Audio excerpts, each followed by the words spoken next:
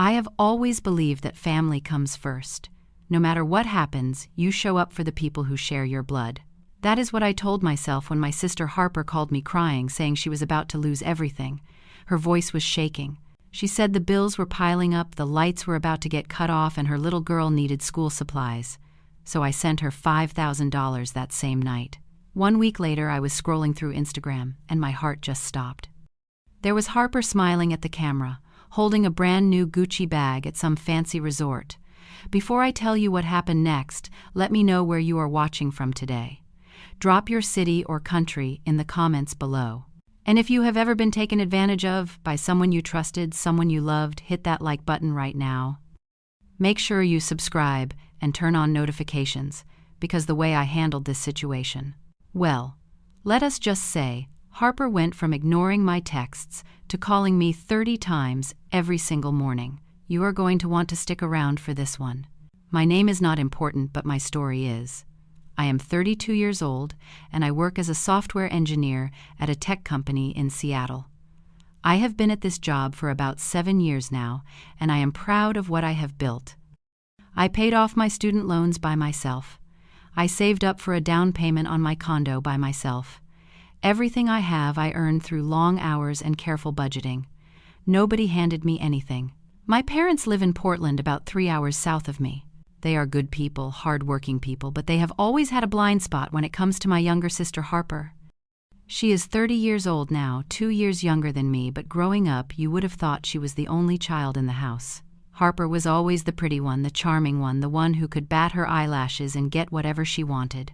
When we were kids, she got the new clothes while I wore hand-me-downs. She got the dance lessons and the summer camps while I got a part-time job at 16 bagging groceries. When it came time for college, my parents paid for her tuition in full. Me, I took out loans and worked 2 jobs to get through school. I am not saying this to complain. I made peace with it a long time ago. Some parents just have favorites, and fighting against that reality only makes you bitter. So I focused on my own life, my own goals, and I let it go. Or at least I thought I did. The thing about Harper is that she has a pattern. She is not a bad person, not really, but she has never had to face consequences for anything. She learned early on that if she cried hard enough or smiled sweetly enough, someone would always bail her out. Usually that someone was me. 5 years ago, she called me saying her car broke down and she needed $800 to fix it. I sent it. She never mentioned it again. 3 years ago, she needed $500 for a security deposit on a new apartment. I sent it. Never saw a dime back. 2 years ago, she borrowed $300 to buy our mom a birthday present. I ended up buying the present myself anyway because Harper conveniently forgot. Each time I told myself it was just money. Family is more important than money. That is what Mom always said. Be the bigger person. You are the older brother. You have to take care of your sister. So when Harper called me that Thursday night, I did not hesitate. I had just gotten home from a long day at work. I was heating up some leftover pasta when my phone rang. Harper's name lit up the screen, and I could hear her crying before I even said hello. She was hysterical. Her words came out in broken pieces between sobs. Her husband Derek had lost his job 3 months ago. They had burned through all their savings trying to stay afloat. The electricity bill was 3 months overdue, and the power company was threatening to shut them off. The landlord was sending eviction warnings. And their daughter Lily, my 5-year-old niece, needed supplies for kindergarten, but they could not afford them. I stood there in my kitchen, pasta forgotten, listening to my sister fall apart. Harper said she needed $5,000 to get through the month, just to catch up on bills, to keep a roof over Lily's head, to keep the lights on. She swore Derek was looking for work, that things would turn around soon, that she would pay me back within 2 months. My heart broke thinking about little Lily. That kid is innocent in all of this. She did not ask to be born into a family that cannot manage money. She deserves stability and safety and school supplies like every other child. I had just received my year-end bonus the week before. $15,000. I was planning to put it toward my mortgage to get a little closer to actually owning my home outright. But hearing Harper cry, hearing her talk about Lily going without, I made my decision. I opened my banking app and transferred $5,000 to Harper through Zelle while we were still on the phone. I heard the notification chime on her end, and her sobs turned into gasps of relief. She thanked me over and over. She called me the best brother in the world. She swore on everything that she would pay me back. 2 months, she said. Maybe less if Derek found a job quickly. I told her not to worry about it. Take care of Lily first. When you are back on your feet, we will figure it out. That night I went to bed feeling good about myself. I had helped my family in their time of need. That is what brothers do. That is what family means. I was such a fool. Exactly 1 week later, on a Sunday evening, I was sitting on my couch scrolling through Instagram. It was a mindless habit, something I did to unwind after the weekend. I was not looking for anything in particular. I was definitely not expecting to have my entire worldview shattered by a single Instagram story. But there it was. Harper's profile picture appeared at the top of my feed with that colorful ring around it indicating a new story. I tapped on it without thinking, and suddenly I was staring at a photo of my sister holding a black leather handbag up to the camera. She was smiling that smile I knew so well, the one that had gotten her out of trouble 1,000 times before. The caption read, "Finally treated myself. Self-care is important, I recognized that bag." It was a Gucci Marmont, the quilted leather one with the gold double G clasp. I knew this because an ex-girlfriend of mine had once shown me the exact same bag in a store, sighing about how she wished she could afford it. The price tag was $2,300. My sister, who 1 week ago could not pay her electric bill, was showing off a bag that cost almost half of what I had sent her. I felt my chest tighten. There had to be an explanation. Maybe it was a gift. Maybe it was fake. Maybe she bought it before the financial crisis hit. I tapped to the next story. Harper was at a spa resort. I could see the infinity pool behind her, the pristine white lounge chairs, the mountains in the distance. She was wearing a fluffy robe and holding a glass of champagne. The caption said, "Weekend getaway with my bestie." Needed this, I knew that place. It was a resort about an hour outside of Seattle, the kind of place that charged at least $500 a night. I had looked into booking it once for a birthday trip and decided it was too expensive. My hands were shaking as I went back to her profile and scrolled through her recent posts. There were photos from a fancy brunch, photos of new shoes that I later learned were Jimmy Choo, another $800. Photos of her and Derek at what looked like an upscale sushi restaurant. I sat there in the dark, the glow of my phone illuminating my face, and I felt something shift inside me. This was not a misunderstanding. This was not a mistake. My sister had looked me in the eye well over the phone and lied to me. She had used our niece as emotional manipulation to extract $5,000 from me, and then she had blown it on luxury items while I was over here eating leftover pasta and putting extra payments toward my mortgage. I needed to say something. I needed to understand. I opened our text thread and typed, "Hey, I saw your story. Nice bag. Everything okay now?" The message showed as read almost immediately, but Harper did not respond. 3 hours passed. I was about to go to bed when my phone finally buzzed. Harper, yeah, why I stared at those 2 words for a long time. The casualness of it. The complete lack of awareness or guilt. I typed back, "I thought you were having financial problems. You said you were about to lose your apartment." Her response came faster this time. "Oh, that. Derek got a new job last week. We are fine now." Derek got a new job. They were fine now. 1 week after crying to me about being on the verge of homelessness, they were magically fine. Fine enough for Gucci bags and spa weekends. I asked the obvious question, "So, about the money I lent you. What came next will stay with me forever." 4 words that revealed exactly how my sister saw me, exactly how much respect she had for my generosity, for my sacrifice for me as a person. "Harper, relax. You will survive. It is just money. I will pay you back eventually. Relax. You will survive." I read those words over and over until they stopped looking like words at all. This was not someone who felt bad about what she had done. This was not someone who was grateful for being bailed out. This was someone who thought she was entitled to my money, who saw me as nothing more than a convenient source of cash whenever she wanted something. I did not respond. I set my phone down on the coffee table and sat in the darkness for a long time, thinking. The memories came flooding back. Every time I had helped Harper, Every time she had conveniently forgotten to pay me back. Every time our parents had told me to be the bigger person, to take care of my little sister, to understand that she was more sensitive than me, more delicate, more in need of protection, I added it up in my head. The 800, the 500, the 300, countless smaller amounts over the years, 50 here, 100 there. Before this latest 5,000, Harper probably owed me close to $2,000 that she had never acknowledged. Now it was almost 7,000 total. But sitting there in the dark, I realized it was not really about the money. I make a good living. $7,000 would not ruin me. What hurt was the betrayal. What hurt was being lied to, being manipulated, being used. What hurt was realizing that to my sister I was not a person with my own struggles and dreams. I was just an ATM that occasionally needed to be charmed into dispensing cash. The next day, my mother called. I knew before I even answered that Harper had gotten to her first. That was how it always worked. Harper would spin the narrative, position herself as the victim, and then send Mom in to smooth things over. Mom's voice was gentle, concerned the way it always was when she was about to ask me to sacrifice something for Harper's sake. She said Harper had mentioned that I seemed upset about some money situation. She said Harper was worried that I was angry at her. She asked what was going on. I told her the truth. All of it. The emergency phone call, the $5,000, the Gucci bag and the spa resort 1 week later, the text messages. Mom was quiet for a moment. Then she said something that made my blood run cold.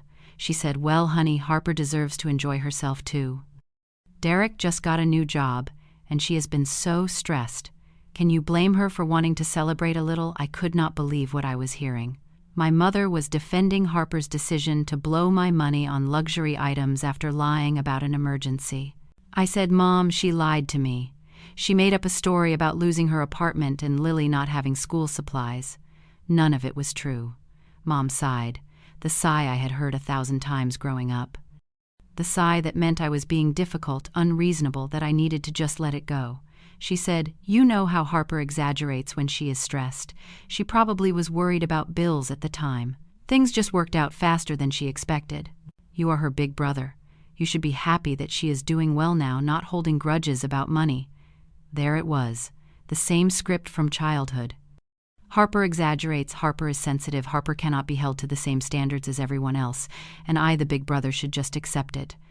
I said, "I understand, Mom," and I hung up. Something had crystallized in that moment. I was done explaining. I was done defending my right to be upset.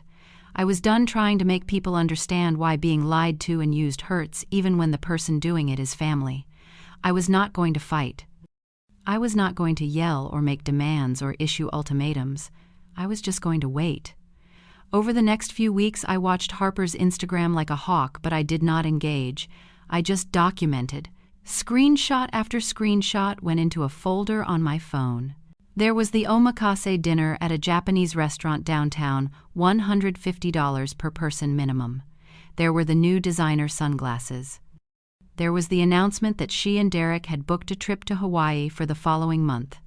In 2 weeks, my sister spent more than $6,000 on luxuries, more than the amount I had lent her, all while telling me to relax, that she would pay me back eventually. I saved everything. Dates, times, captions, estimated prices. I was building a case, though I was not yet sure what I would do with it. And then the opportunity presented itself. 3 weeks after the emergency loan, Harper texted me again. She said she had a favor to ask. She and Derek wanted to buy a new car, a Toyota Highlander, to replace their aging sedan. The problem was that their credit scores were not good enough to qualify for a decent interest rate. She asked if I would be willing to co-sign the loan for them. She promised they would make every payment. She said I would not have to worry about anything. She just needed my signature. I almost laughed out loud. Co-signing a loan means taking on full responsibility if the borrower defaults. It means if Harper and Derek decided to stop paying, the bank would come after me. Given that Harper already owed me $7,000 that she had no intention of repaying, given that she had lied to my face to get that money, the idea of putting my credit and my finances on the line for her was absurd. But I did not say no. "Not yet," I replied. "Let me think about it." Harper sent back a string of thank yous and heart emojis. She had no doubt in her mind that I would say yes. Why would she? I had never said no before. A few days later, the perfect opportunity arrived. Our father was turning 65 and the whole family was gathering at my parents' house in Portland to celebrate. There would be extended family there, aunts and uncles and cousins. It would be a full house. I made the 3-hour drive on Saturday morning, stopping to pick up a nice bottle of scotch for Dad. When I arrived, the house was already full of people. Mom had cooked enough food to feed an army. The living room was decorated with balloons and a banner that said Happy Birthday. Harper was already there with Derek and little Lily. I noticed immediately that my sister was dressed to impress. She wore a new dress I had never seen before, carried the infamous Gucci bag, and walked in high heels that probably cost more than my monthly car payment.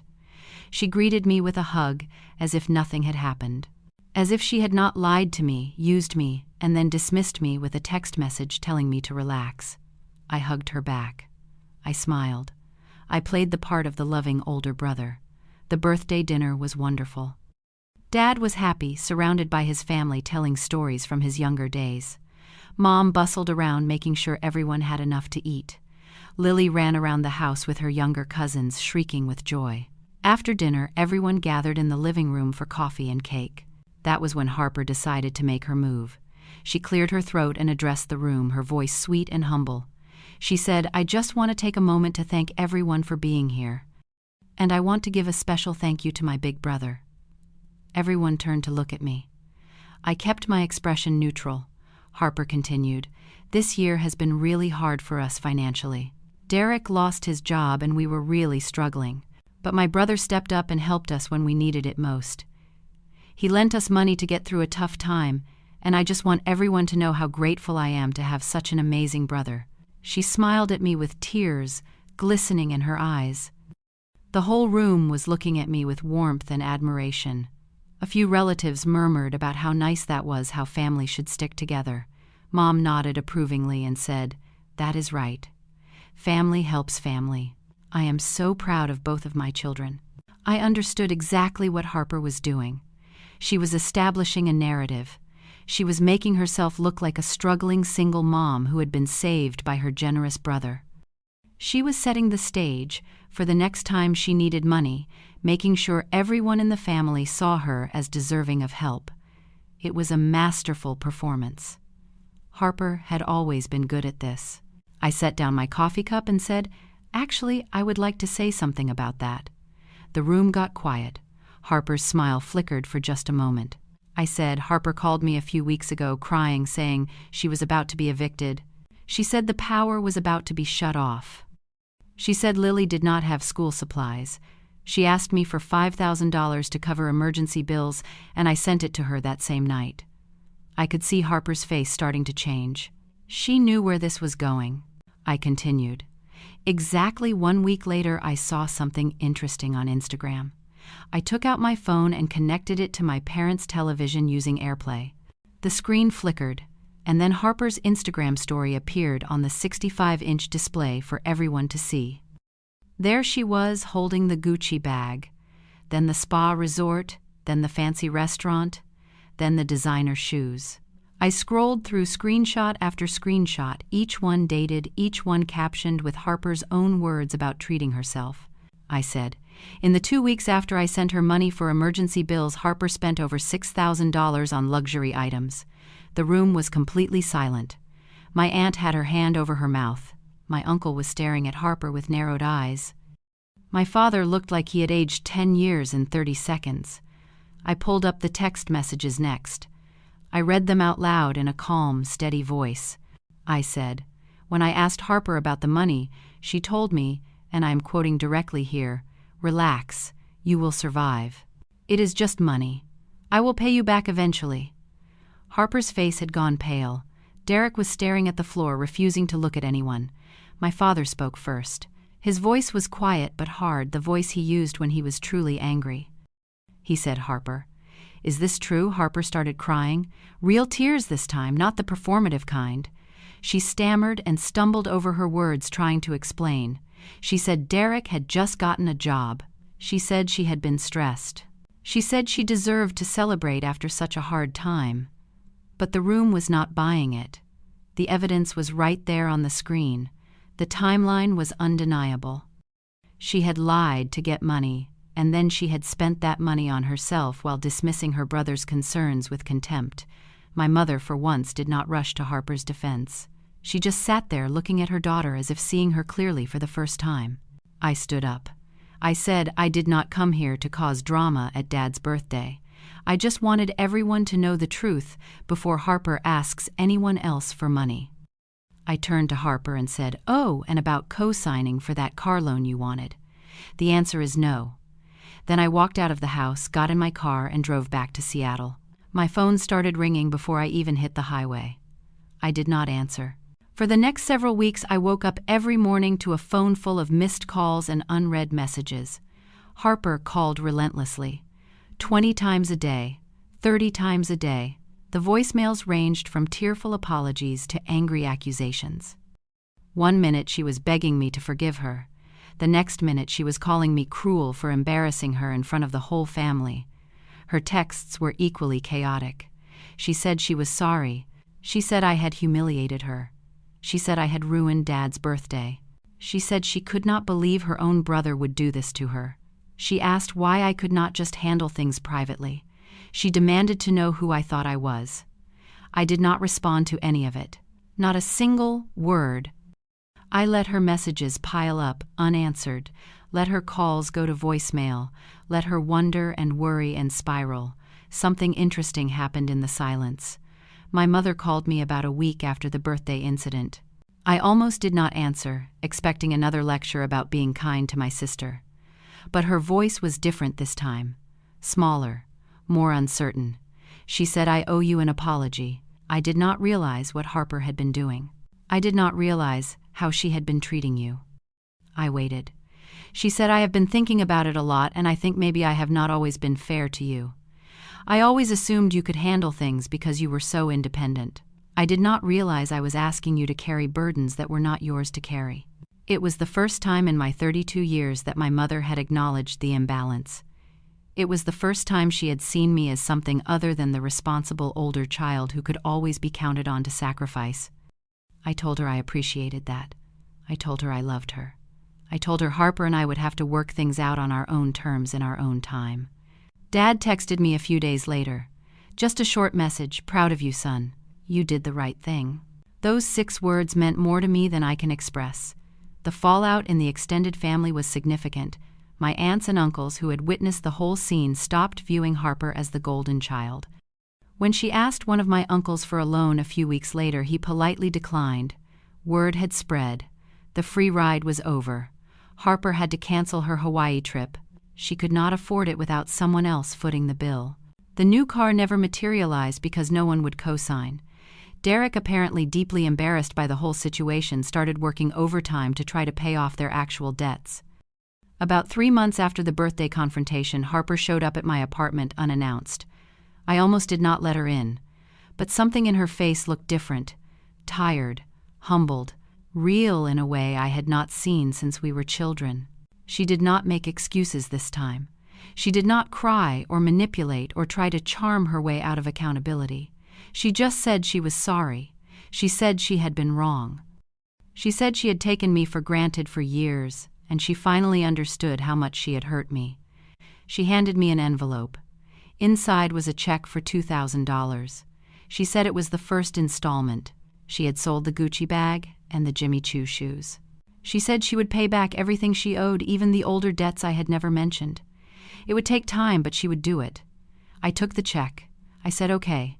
I did not hug her or tell her everything was forgiven. Because it was not. Not yet. Trust takes time to rebuild, and words are easy. Actions are what matter. But it was a start. Looking back on everything, I learned some important lessons that I carry with me now.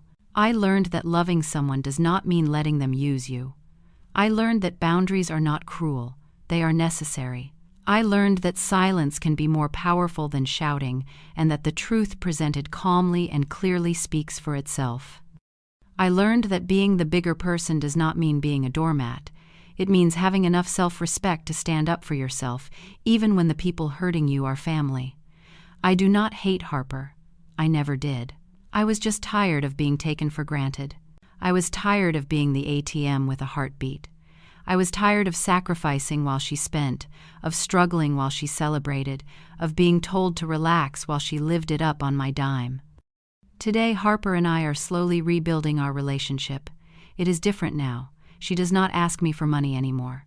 When we talk, it is about real things, not just her needs. She has started working part-time, contributing to her household, taking responsibility for her own life in ways she never did before.